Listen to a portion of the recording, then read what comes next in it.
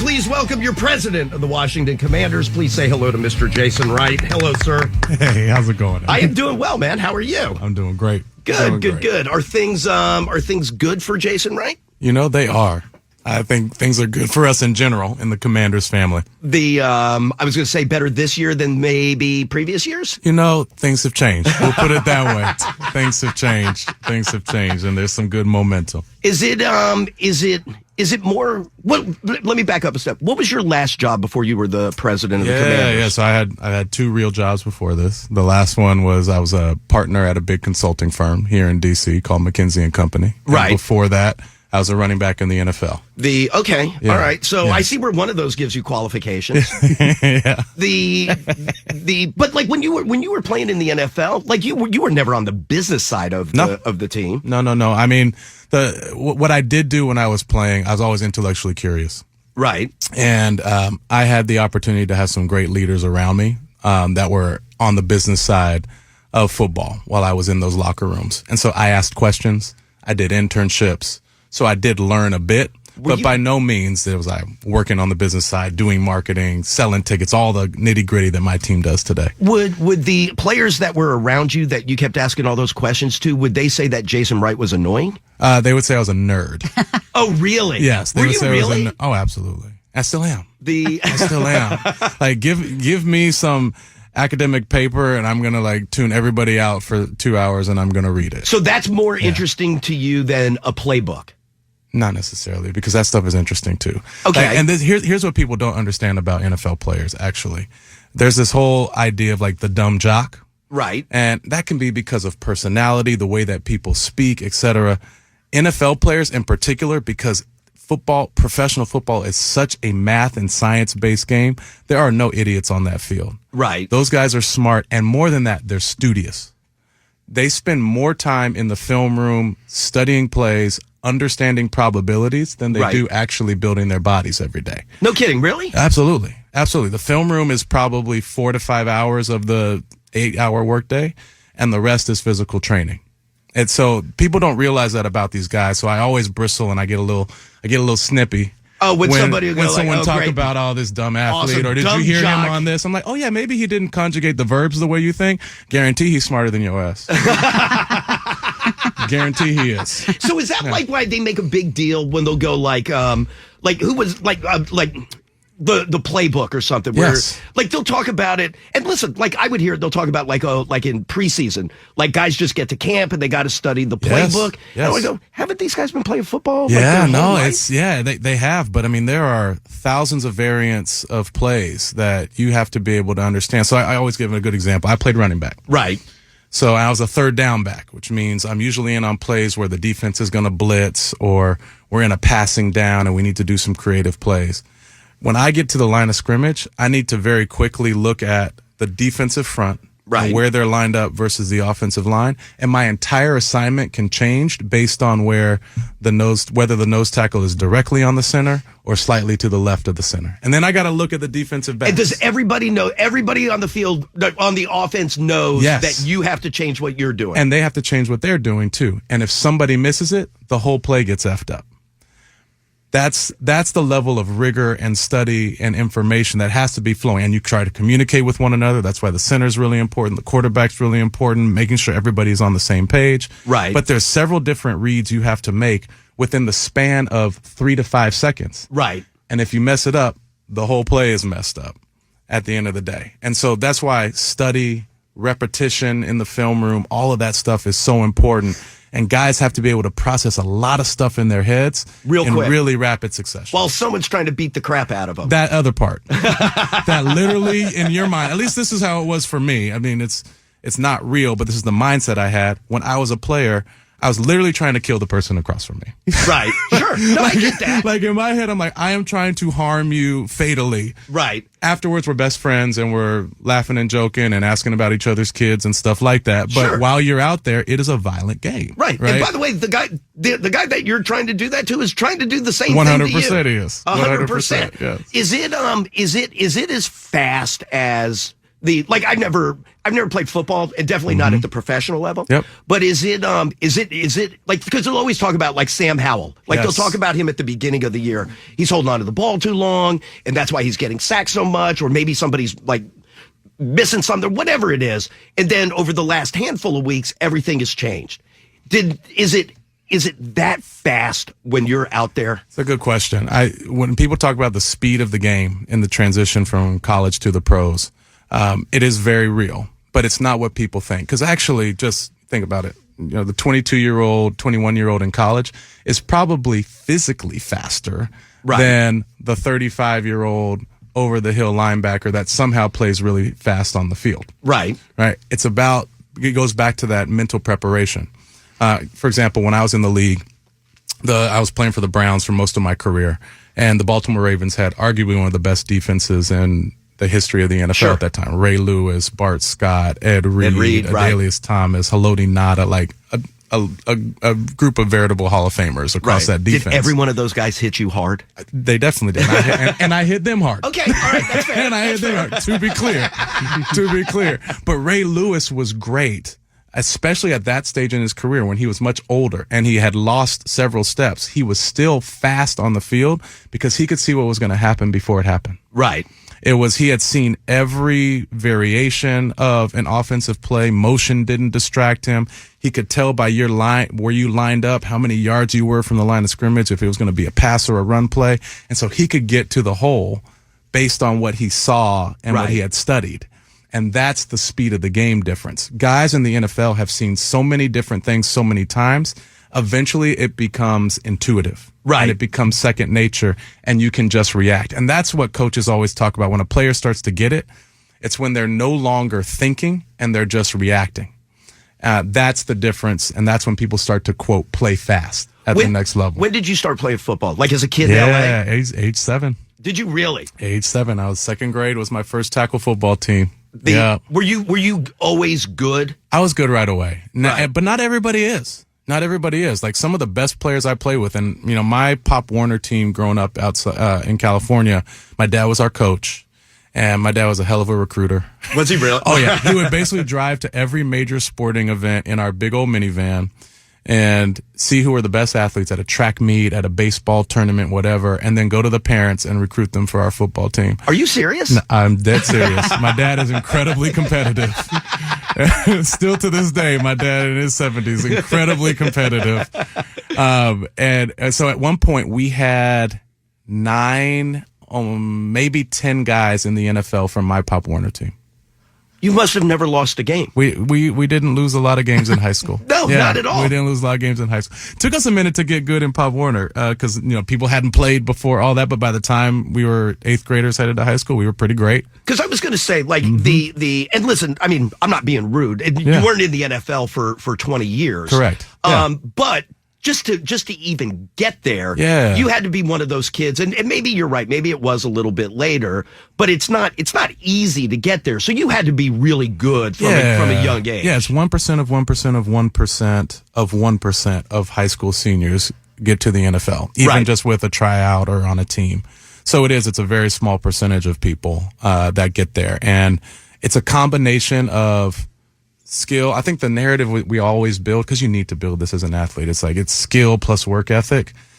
That's true. It's also a whole lot of luck. Right. A whole lot of luck and getting in the right situation at the right time, finding people that could see your talent when others couldn't, having the mistakes that you make, because all of us made boneheaded, stupid mistakes, especially as young kids. Like, are you talking about like fumbling a ball or like just doing something stupid? Both. Yeah, mistakes on the field and mistakes off the field. What'd you do off the field? Oh boy, we can't say that on the air. Were you a bad kid? I gave everyone the impression of me being a really good kid. So you were I'm a nerd, but I had my little fun on the side, and I tried to balance those two worlds.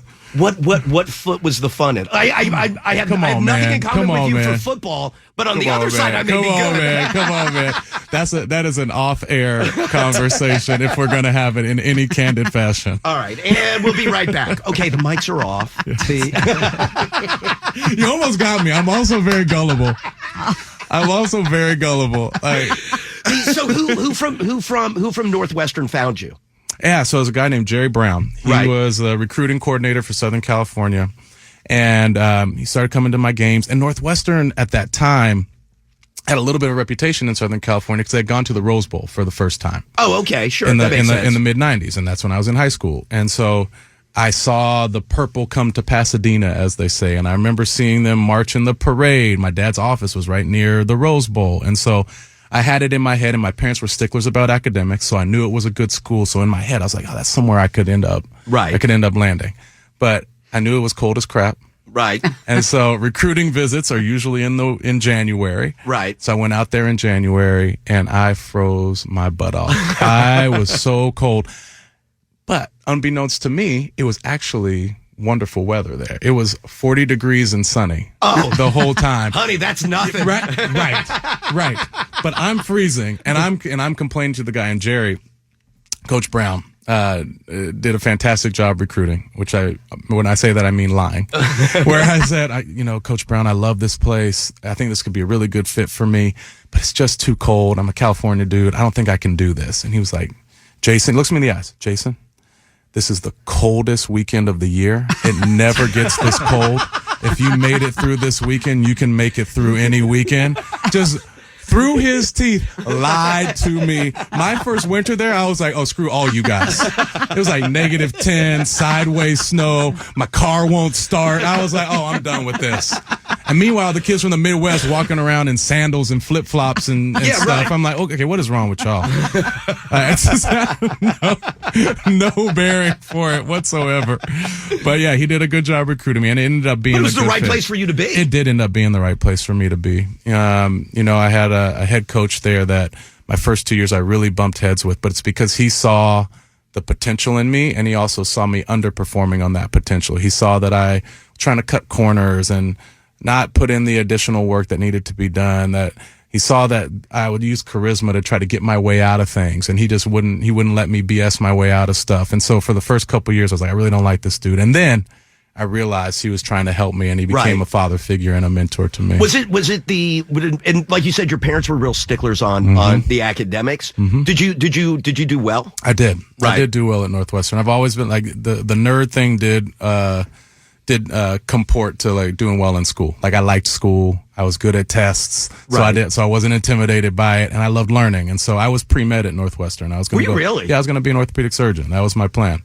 Until I realized, actually, I find that incredibly boring. But I had the ability to do it. So I went all the way through. I took the MCAT, scored really well. I took the MCAT during my last training camp at Northwestern. Right. I was ready to go to medical school, and then I had the opportunity to go to the NFL instead. And, a few years into the NFL, I was like, maybe I should look at something different. You know what? Good for you. Mm-hmm. Hey, can I ask you a question? I don't want it to be rude. When you, and you did very, very well at Northwestern, obviously from an educational standpoint, but also on the football field. Yeah. And when you start reading stuff, they'll talk about Jason went to the NFL.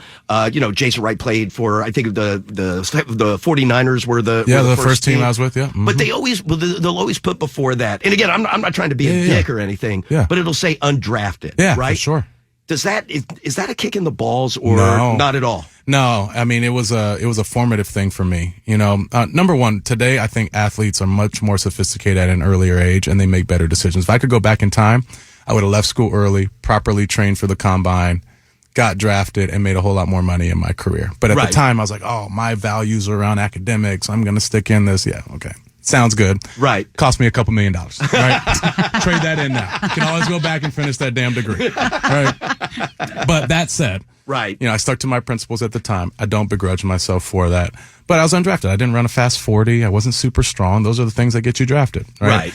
But I'm glad I wasn't, because that first year and a half in the NFL was the most formative time for me. I got cut 9 times in my first year and a half. Yeah. The first time when I was with the Niners, I came in from a 2-a-day practice.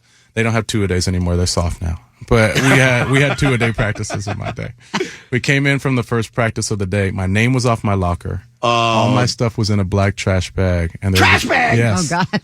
Ooh. There was a yellow sticky note that told me where to put my playbook and when a cab was coming for me. And so I'm holding back all my emotion. Yeah, holding back all my emotion, butt naked in the shower, trying to say goodbye to all the friends I've made for the last few months. I'm going home. And like within 5 hours, I was on my parents' couch in Southern California. Like, what the F just happened? And what do I do next? So it was a test of a few things. So your crap is in a bag with a sticky note that says cab at 3:30. Yeah, exactly. Exactly. Now, I don't think that's how most organizations would let people go. And that staff was not there very long, and that might be part of it. You know, you don't typically want to treat people like that. And the 49ers are a great organization now, so I don't think they would ever do that to anybody. Right. The president there is one of my closer friends. But, you know, that was for me, it was good because I had to learn one, how not to cry in front of your friends? That part. Control your emotions. But more importantly, maintain my confidence in the face of failure. Right. Because I hadn't measurably failed like that in your face failed like that in anything. Yeah, I'm sure I had personal failures. I made mistakes in my personal life, stuff like that. But not in like the formal pursuit of my career or academics or anything like that. Never told like, it's so in your face, like, get the F out of here. You are not good enough. Right. And I think people go one of two ways with that, especially when their whole careers they've been good at something. They either go into a downward spiral where it's like they start to doubt themselves, and then when people on the field smell that doubt, you get your ass kicked, and then it sort of spirals downward. Right. Or you learn how to regain your swagger, and you learn techniques for maintaining your confidence so that you can go back there bold. And I learned the latter, and it was a really important thing for me, not just through my football career, and eventually I stopped getting fired, even though it took me running out of money, living with my aunt and uncle when I was with the Falcons because I couldn't afford a place of my own. Like, they were paying my car note. Were they really? Oh, yeah. Yeah, they took care of me. My 7-year-old aunt and uncle when I was living in Atlanta. Playing in the NFL. Playing in the NFL. Playing in the NFL. It was not my rookie Living year. on Auntie's couch. My rookie year was not glamorous. Yeah, sleeping on a twin bed in one of those rooms with all the creepy dolls. Right. Everywhere, like doilies and stuff everywhere. But you know what? It's interesting you say that because they'll talk about like guys who will make it into any sport. Doesn't matter. Baseball, hockey, football, doesn't matter. Basketball, doesn't matter. Is that then they make it to the NFL. And for the first time, or again, any of them, they start losing. They're on a team that isn't that good, or they're in a rebuild, or whatever it is. And it really is the first time in their lives that they've gone on these extended runs where you're losing. That's right. Like, go back to your Pop Warner team. You had 9 guys going to the NFL. You probably won a ton of games. Yeah, we won a lot of games, yeah. And then now you get to Northwestern. You're setting all kinds of records. You probably won a decent amount of games. And now all of a sudden you make it onto a team. Everybody's good. Everybody's good enough to be there. People are losing for the first time. That's right. That's got to mess you up. It does, and it's another hurdle that I think makes guys mentally strong, and it's actually why I think former NFL players, if they're able to make the tough transition to regular life, are amazing employees and leaders in the organizations they get into. Right. Because you have to continue to shift your mental frame to find a motivation that allows you to perform at a really high level. Because the NFL requires you to perform at the highest level, or you are out of a job the next day. Right. Like the next day. And no feelings attached to it. The next day. And so you have to find a way to perform in any sort of circumstances even when your normal or core motivator goes out the window. If it's about winning and suddenly you're out of the playoffs and you got to find something else immediately or you're toast. Period. Right? And so like the big thing that you have to do, at least for me is start to treat it really like a profession. Right. Like truly like a profession. Like this is about me putting great film on film for all other 31 teams, not just the one I'm on. This is building my resume. This is showing that I have work ethic, that I will show up consistently, and that's going to help me have a job longer term. You got to find those ways to dig deep. And that's the split between fan and player. Yeah. Like for all of us, it's like, this is our team. We're emotionally invested. Yep. And for you, and it almost sounds negative when you say it. Yep. It's your job. It is a job. It is a job. And I think fans, they understood what makes for a consistent winning team. It is a football side that treats it like a profession. Right. And treats it like a job. It's the day-to-day detailed preparation. It's the showing up on time. It's the consistent performance that doesn't go emotionally high and low. Right. That's able to execute even in the toughest of circumstances. A professionalized organization is the ones that will win championships more consistently than others. Less so than, someone showing their bleeding heart emotion on the sleeve. That feels good for a moment. Right. But you want someone level-headed in the heat of the battle. Right. On the field. Hey, as team president, you don't have to cut players, do you? I do not. I don't have to do anything on the football side except make sure the field is in good condition. That's it. That it's painted right. That people aren't scraggling on the field beyond when they're supposed to. So when you come up and you got sideline passes, we're going to get your ass off the field on time. Those are the things that it's important for me to do. And then to make sure that we have the money to support what the football side wants to do, whether that's improvements around the locker room. Like we redid the walkout from the locker room to the field this year. We have a DJ. We've painted all the walls. We do smoke. There's something to make the players feel like they are transforming and going to battle. Right. Rather than just walking through the old unpainted, peeling away halls of a stadium. Right. So stuff like that is where we lean in as well when they need new equipment, when they need renovations on things like that. But otherwise, those guys got it, and so you don't ever go to Ron and go, "Hey, listen, role. You do what you got to do." But if I could recommend, Lord, garbage bag, and a sticky note, I could. I'm saving money. I am saving money right now. And even if I did, Ron would probably be politely ignoring me. In his head, he would be like, dun, dun, no. All right, so let me do this. Let me take a quick break. We'll come back. Jason Wright is with us, president of the Washington Commanders. Give me a quick break. It's Elliot in the Morning. Elliot in the Morning. It's Elliot in the Morning. Jason Wright is with us, president of the Washington Commanders. How'd you get the job? Oh, that's a good question. I want to see which version of the story I decide to tell you.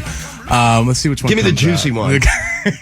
No, Don't let it be boring. No, so I mean, it is boring. I mean, any corporate job is boring. You were working for a consulting company. Yeah, so basically, I was very happy there. So I did 3 things at that consulting firm. I did like standard business transformation work, which is like a company's in a ton of trouble. They're not making as much money as they should. I go in and help them turn it around. Right. Reduce costs, grow the revenues, whatever. Like go do turnaround work, which is part of why it was a good fit for me to come to this job when it was. The second thing I did there is I ran a bunch of stuff internally for the company on acquiring talent and making sure we had pathways for talent internally. And the last thing is I ran a think tank that was about inclusive growth. So communities, especially Black and brown communities around the country, and how investment could help the overall economy, not just in those neighborhoods, but everywhere. Sure. So I was happy. I'm doing like core work that feeds the family, and I'm doing work that I'm passionate about. Right. And that's all here in DC. Yeah. Right. Yeah, well, I mean, my clients were around the world. Right, but I was living here. I was living here. So I'd been here since 2013. In the middle of that, a client of mine reached out and said, "Hey, there's this organization that I think needs your help. Would you guys put together a proposal for them?" And it was the then Washington football team. Right. And so I went and pitched the owners of the team at the time, and I was pitching them for them to become clients of McKinsey. Oh, really? I wasn't trying to get the job. Right. I was pitching them, and afterwards they called me and asked if I would interview for the job. I interviewed for a week, negotiated. Did you have to go for back a and week. tell your boss? Yep. I mean, I didn't really have a boss at McKinsey because I was a partner, so I kind of like. Oh, I just had to tell. I had to. Sorry. I'll just yell it into the air. But I did have to tell somebody. So yes, technically everybody has a boss somewhere, but like I didn't have like a formal boss. But yeah, I told the upper level folks like, yeah, I think I'm gonna take this job, and they blessed it, and I bounced. I bet 3 weeks later.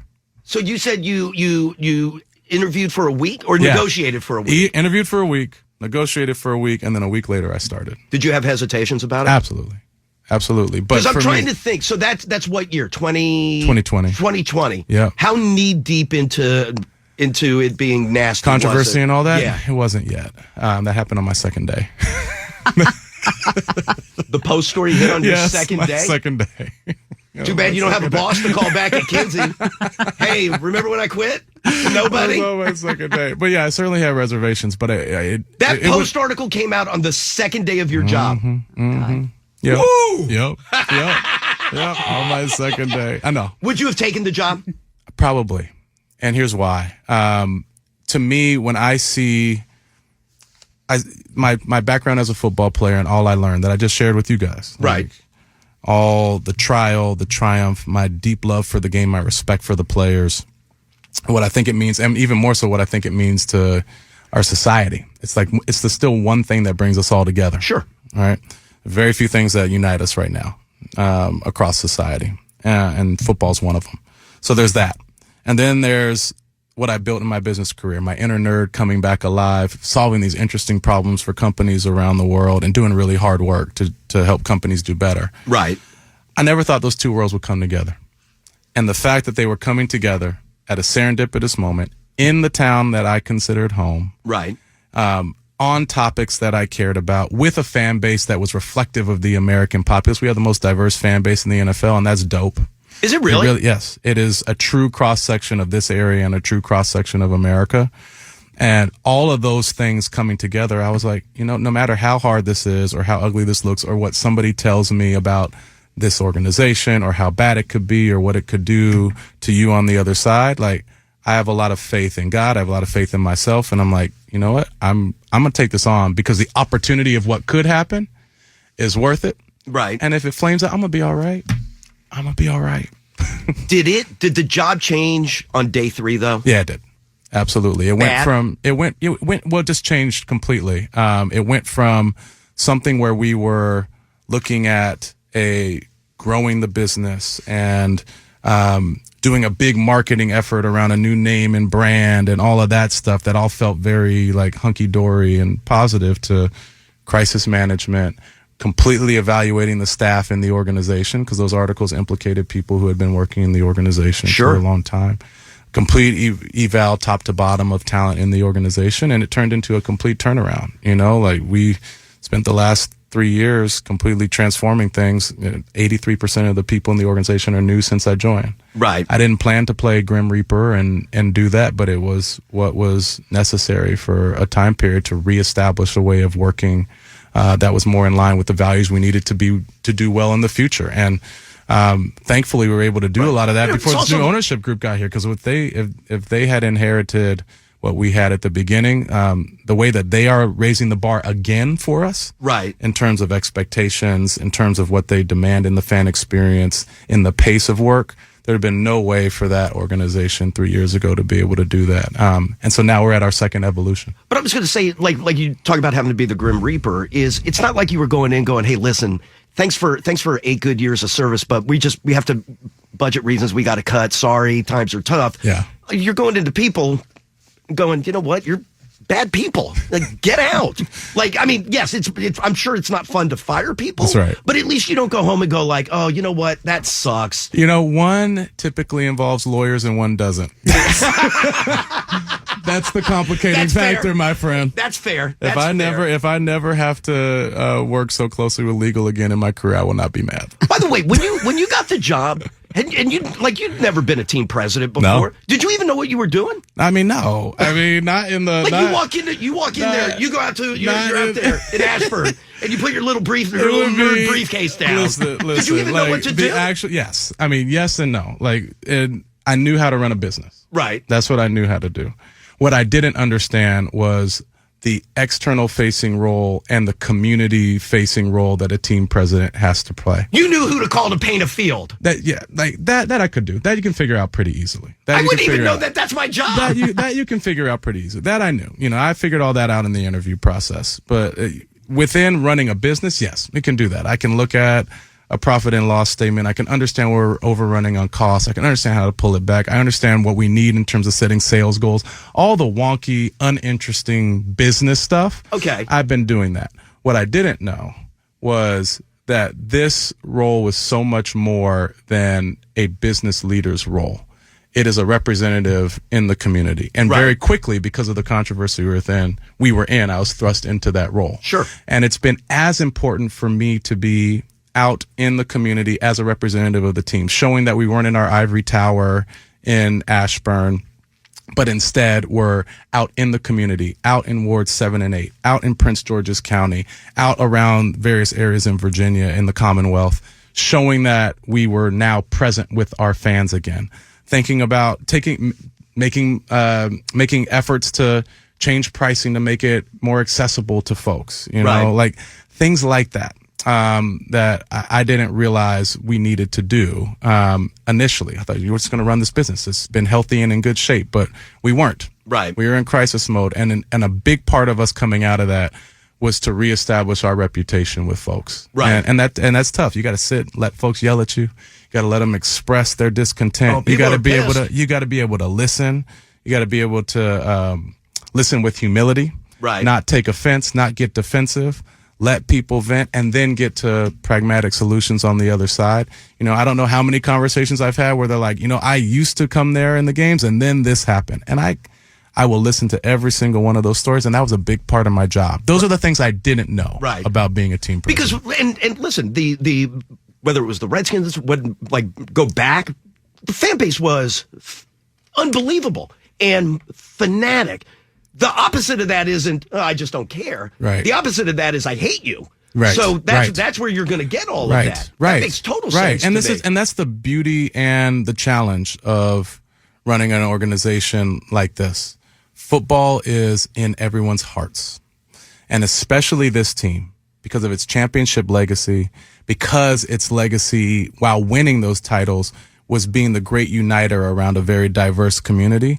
People believe this and bleed this so passionately on the inside. This is core to their psyche, their sense of self and connection to others. Family memories are wrapped up in it. And so when it's gone south, not just on the field, but also in the public eye, reputationally, it hurts in a way that few other things hurt. And so a part of the transition that we've gone through is not just getting the organization cleaned up, having it be able to operate at the pace of business, having good ethics and all of that stuff in place, but also allowing people to express that deep amount of emotion so that they can start to heal and move forward. And we're going to be on that journey for some time, because those wounds don't heal right away. Sure. They, and they don't heal with just one winning season, though that kind of stuff helps. But I'll even tell you the part about it taking time, right? Mm-hmm. We used to do way back before it started to get bad, and I don't mean all of how toxic it was and all of the sexual harassment and all that other stuff. But we used to do a ton of stuff with the team. We went to Osaka with the team. Yeah. Our winner got caught smoking on the team plane, but that's okay. That's okay. That's all right. But we would do stuff at the stadiums all the time, and then that got frayed. Mm-hmm. And you go, okay, you know what? That's how Dan's going to be. That's how Dan's going to be. Fine. We'll go do our thing. He'll do his thing. And then it got really bad. And then it was like, not only you go do your thing, I want nothing to do with you at all. Mm-hmm. So then it changes, right? Yep. And then the Harris Group and Mitch Rales and everybody comes in, and people say really good things. I know somebody that knows Josh, and you go okay, now it feels okay embrace it. That's right. It takes a little bit because you were like, F that. That's right. And now it's like, okay, now I'm in. It's good. That's right. So Josh, Mitch, Mark, Irvin, they understand this history. Right. They understand this history really well. Because especially for Josh, Mitch, and Mark, because they lived here, they're longtime fans of the team. Their friends have gone through that exact transition that you described. At one point, diehard, and they faded into either apathy or anger. And so they understand that intimately, and the decisions they make reflect that. And while the sale of the team allowed a bunch of people to come back and buy in, they also understand what we understand, and we're all aligned on this, is that we still have to show and prove that this new ownership group does understand that the fans need to see consistent investment, that they need to see us taking their insights seriously, that they need to see real money and effort behind things like renovations on the stadium and the guest experience. Where's the stadium things going? Like that. Where's the stadium going? Man, come on. Come on, man. Where's it going? Oh, do I need to turn the mics on? And we'll be right back. Take me off air again. Will we know soon? Will you know soon? We're moving really fast on it, and that's one of the. We are. That's one of the great things about this new ownership group. Oh, so you know already? We do not know already. Oh, God damn it! We do not know already.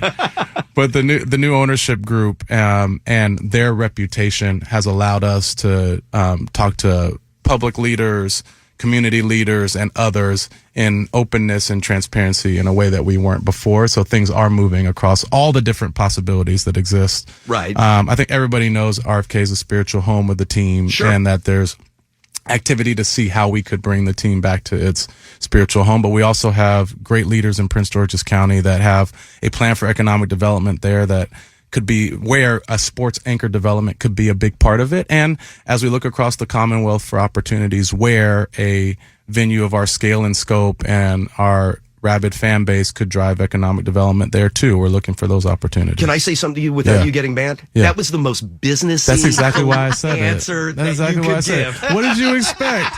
What did you expect? And if you ask me again, you're going to get the same thing, word for freaking word. You better go on somewhere. Hey, do you travel? Have you seen every stadium? Almost Every stadium. Yeah. Like when you look at like a buddy of mine's in Vegas right now doing something. That stadium is my favorite NFL stadium. Is it really? The Allegiant Stadium is my favorite NFL. Oh, it's stadium. beautiful. Yeah. Beautiful. Yeah. And I've never been there. He was just sending me pictures of it. Like when you get back to FedEx, are you like, oh God? You know, no.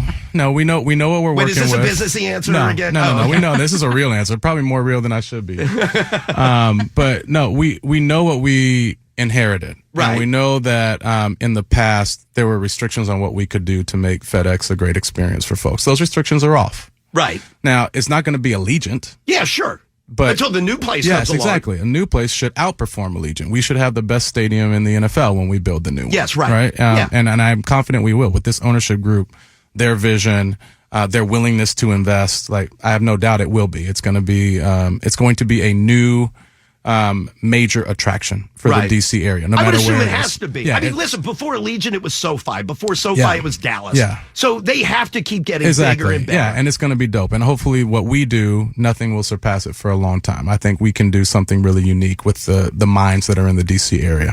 That said, what can happen at FedEx is we can put real money into it where, number one, there's not stuff falling apart. And we've done a lot of that work. But there's more we can do in the future to really tighten it up. Even like the little railings part that fall when everybody goes on the players? That we fixed. That we fixed. And things like that. You know, we actually made the bold move even before Josh and them took over to fix all of that stuff and just assume that Josh would have wanted us to do that. But you guys dumped like $20 million into the building. That's awesome, exactly. by the way. And that's the kind of stuff we were doing. And Josh and the leadership team did appreciate that because it is in line with their values and they would have wanted us to do that. So it was good that we did. And then they made additional investments beyond that. But for example, some of the things that we can continue to do, they made a bunch of investments in parking and traffic, which allowed us to reduce in and out time by 40 minutes. Did it really? So That's great. Attendance is up 20%. But the time in and out of the stadium is down by 40 minutes. That's awesome. So these are the types of things that we can continue to do. With another off season, as we think about how we do parking and how we do flows through parking lots, we can probably reduce that further. We can have better scanning technology on tickets heading in. We can do different stuff with grab and go and automated food and beverage. Right. So instead of like spending time in line trying to get your burger and fries, you can grab and go, you tap your phone, and you're back to your seat more quickly because what people really want is to be able to see football. Right. You know, those are the types Chipotle can do it. You should be able to 100%. 100%. And those are the types of things that we'll be able to do heading into this next offseason. We'll be able to bring on some new cool premium products. Like we have areas that we weren't using because there wasn't enough demand for fans in the stadium. Right. Like we have a whole entire loge area that we turned into offices for our business staff. Well, now we have the demand for it. We are selling out of suites and premium space. So we're going to spend the offseason bringing that online and do some sort of cool concept, whether that's a day club concept or an exclusive space for meetings and private gatherings and things like that. That is also active on game day with food and beverage and bottle service and things like that. That's cool. Like we're going to be able to do some cool stuff like that. So there are going to be some major improvements in the fan experience this next year because this group is willing to invest even while we're looking at a future home down the road.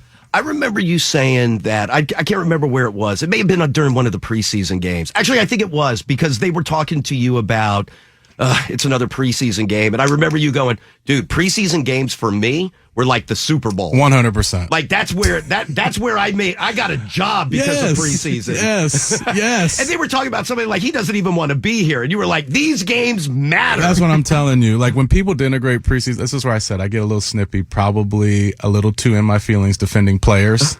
I'm learning. Gene and others are helping me moderate that. But with preseason games, Yeah, like that's how the bottom of the roster is decided. You know, I'm sure 40, let's call it 40 to 50 roster spots are decided. Right. Then there's 3 to 13 spots that are up for grabs, and you are fighting and clawing to have a job that can sustain your family for the next year, that can help you achieve whatever goals you have in having an NFL career, what that sets you up for in the future. And this is rare air. There are only 53 spots across 32 teams in the world, in the biggest sport, and in the biggest media draw of anything in the world, right? That is worth it, treating it like a Super Bowl. Right. Even if, and you were a 3 to 13 guy. Yes, absolutely. Every year. Right. And by the way, you made it and you were still sleeping on Auntie's couch. That's right. That's right. That's right. Even then. No, but the other thing that you said, and I thought it was interesting, you were talking about how after the ownership change was announced, that one of the things, and I guess like the vote had already been, if we were in preseason, the vote would have already been done and everything, is you were talking about how shocked you were at how quick games started selling out, how quick businesses wanted to come back and partner up with the team and go like, it's okay again, let's do business together. That's right. Were you, and I understand being shocked when insulated in that building, and I'm not saying that you just put your head down and you were insulated in there. Was everybody in there not aware of how hated it was on the outside? We knew. I mean, we had to deal with those calls every day. Like if I'm happy for anybody, it's my staff. Right. Because they, especially our ticketing folks and our suite sales folks, they're the front lines of hearing every bad thing that this organization had ever done to anybody. They were on the front lines of that. They had to hear that every time they approached somebody and said, hey, we'd like to bring you back into the building. And well, let me tell you 1,000 reasons why not. Right. And with colorful language. Sure. And I'm going to dump on you on this. So no, everybody was keenly aware of it. What I thought was that it would just take a little more time. Right. And what we're finding is it is going to take a little more time. We had an initial huge jump, which was fantastic, especially with Josh and this ownership group going to their friends who are leaders in this business community and saying, it's not just that we want you back to help build our business. This is the way we bring back the team together. Right. It's our sort of civic duty to lock arms and make sure that this franchise is healthy financially so that we can fund a championship team and build something of prominence, bring back home field advantage and bring something of prominence back to the city, the way that this team is supposed to be historically. And so they are the ones making calls just like us to bring in people into the suites and all of that stuff. So they were like hands and feet on the ground, doing this work. So that's part of what surprised me and how quickly it came back. They put in real muscle and effort behind it, but we still have a long way to go. The season ticket member base is way up from where it used to be. But to be a healthy season ticket member base, the way that the best teams in the league are, we got a long way to go. We still need people to come back. And we're still at affordable price points. Like our tickets, especially for like the median income in this market, are very cheap relative to that. So we just need to do a better job of getting out into the community, getting to people, reminding them that it can be a great family experience, letting people know that it's easier to get in and out of FedEx and that things have been fixed and it's not this terrible experience any longer. Those are the types of things that we need to do in telling our story, because it's so important we get back to that 50,000 plus person season ticket member base. Right. Because that's a home field advantage for our guys. Right. And when those people choose not to sell their tickets, which is important too, because right now we got a lot of season ticket members that, when things go south or when there's a really popular game comes in town, we'll sell those tickets. Sure. And we see a bunch of opposing fans come in.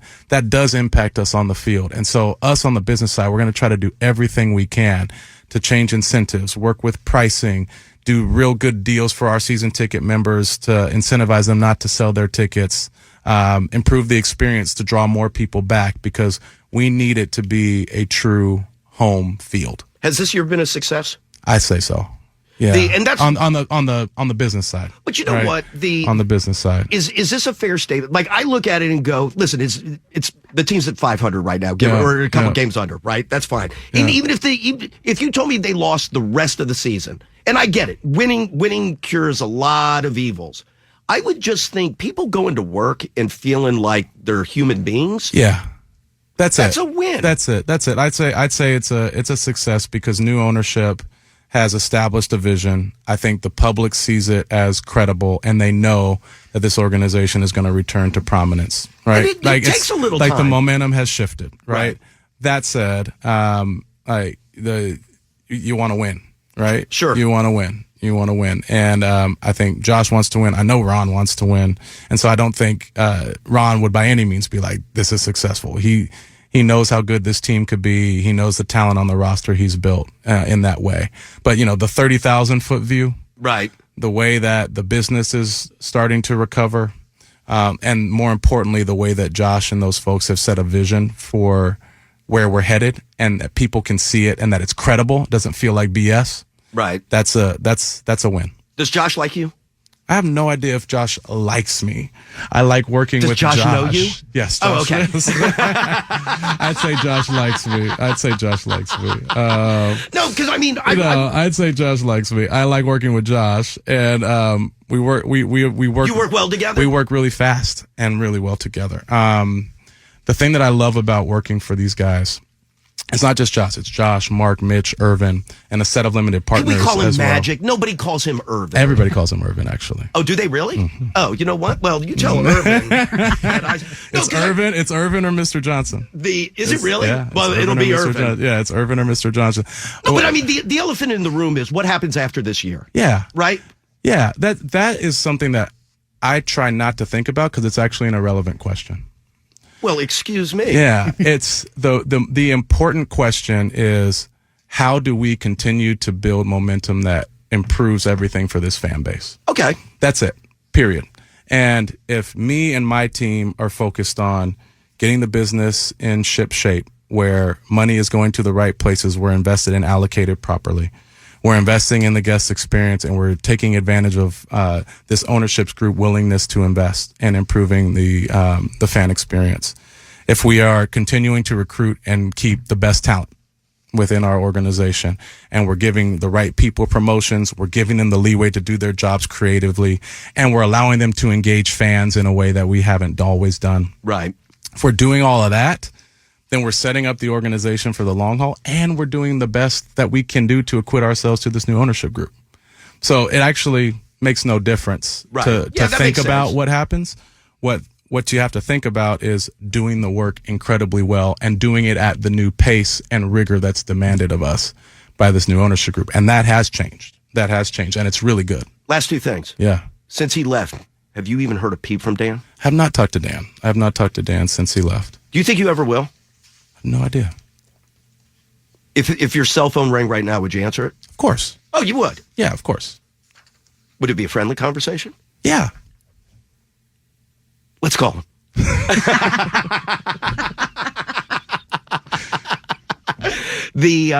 What are you doing for Thanksgiving? I mean, I know we're playing. We'll be in Texas, so my kids are going to meet me in Texas. Are they really? For Thanksgiving. My brother lives in Plano.